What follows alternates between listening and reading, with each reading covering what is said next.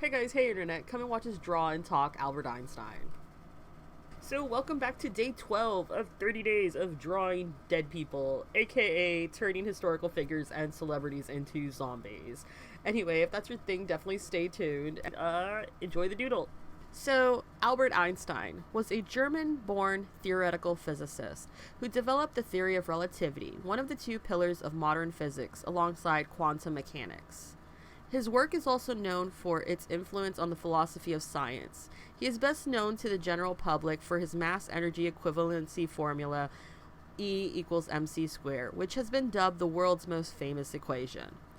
He received the 1921 Nobel Prize in Physics for his services to theoretical physics, and especially for his discovery of the law of the photoelectric effect, a pivotal step in the development of quantum theory. The son of a salesman who later operated an electrochemical factory, Einstein was born in the German Empire, but moved to Switzerland in 1895 and renounced his German citizenship in 1896. Specializing in physics and mathematics, he received his academic teaching diploma from the Swiss Federal Polytechnical School, later called ETH, in Zurich in 1900. The following year, he acquired Swiss citizenship, which he kept for his entire life. After initially struggling to find work in 1902 to 1909, he was employed as a patent examiner at the Swiss Patent Office in Bern. Near the beginning of his career, Einstein thought that Newtonian mechanics was no longer enough to reconcile the laws of classical mechanics with the electromagnetic field. Near the beginning of his career, Einstein thought that Newtonian mechanics was no longer enough to reconcile the laws of classical mechanics with the laws of the electromagnetic field. This led him to develop his special theory of relativity during his time at the Swiss Patent Office. In 1905, called his Annus Mirabilis, Miracle Year, he published 4 groundbreaking papers, which attracted the attention of the academic world. The first outlined the theory of the photoelectric effect. The second paper explained Brownian motion. The third paper introduced special relativity, and the fourth, mass energy equivalence. That year, at age 26, he was awarded a PhD by the University of Zurich. Although initially treated with skepticism from many in the scientific community, Einstein's works gradually came to be recognized as significant advancements. He was invited to teach theoretical physics at the University of Bern in 1908, and the following year moved to the University of Zurich, and then in 1911 to Charles University in Prague, before returning to the Federal Polytechnical School in Zurich in 1912. In 1914, he was elected to the Prussian Academy of Sciences in Berlin, where he remained for 19 years. Soon after publishing his works on special relativity, Einstein began working to extend the theory of gravitational fields. He then published a paper on general relativity in 1916, introducing his theory of gravitation. He continued to deal with problems of statistical mechanics and quantum theory, which led to his explanations of particle theory and the motion of molecules. He also investigated the thermal properties of light and the quantum theory of radiation, the basis of laser, which laid the foundation of the photon theory of light. In 1917, he applied the general theory of relativity to model the structure of the universe. In 1933, while Einstein was visiting the United States, Adolf Hitler came into power.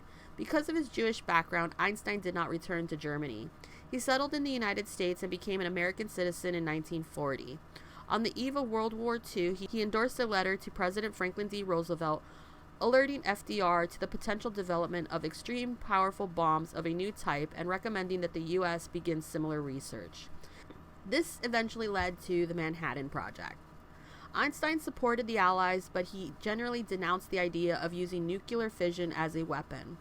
He signed the Russell-Einstein Manifesto with British philosopher Bertrand Russell, which highlighted the dangers of nuclear weapons. He was affiliated with the Institute for Advanced Study in Princeton, New Jersey, until his death in 1955. He published more than 300 scientific papers and more than 150 non-scientific works. His intellectual achievements and originality have made the word Einstein synonymous with genius. Eugene Wigner compared him to his contemporaries, writing that Einstein's understanding was deeper even than Janzi von Neumann's. His mind was both more penetrating and more original. On April 17, 1955, Einstein experienced internal bleeding caused by the rupture an abdominal aortic aneurysm, which had previously been reinforced surgically by Rudolf Nissen in 1948. He took the draft of a speech he was preparing for a television appearance commemorating the State of Israel's 7th anniversary with him to the hospital, but he didn't live long enough to complete it. Einstein refused surgery, saying, "I want to go when I want. It is tasteless to prolong life artificially. I have done my share. It is time to go. I will do it elegantly." He died in Princeton's hospital early the next morning at the age of 76, having to continue work until near the end. During the autopsy, the pathologist of Princeton's hospital, Thomas Stoltz Harvey, removed Einstein's brain for preservation without the permission of his family, in the hope that the neuroscience of the future would be able to discover what made Einstein so intelligent. Einstein's remains were cremated and his ashes were scattered at an undisclosed location. In a memorial lecture delivered on December 13, 1965, at UNESCO headquarters, nuclear physicist J. Robert Oppenheimer summarized his impression of Einstein as a person. He was almost wholly without sophistication and wholly without worldliness. There was always with him a wonderful purity, at once childlike and profoundly stubborn.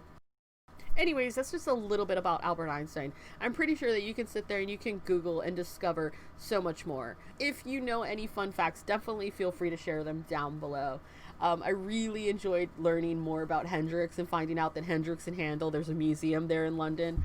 I really appreciate that. Thank you, Ian, for sitting there and sharing that fun fact.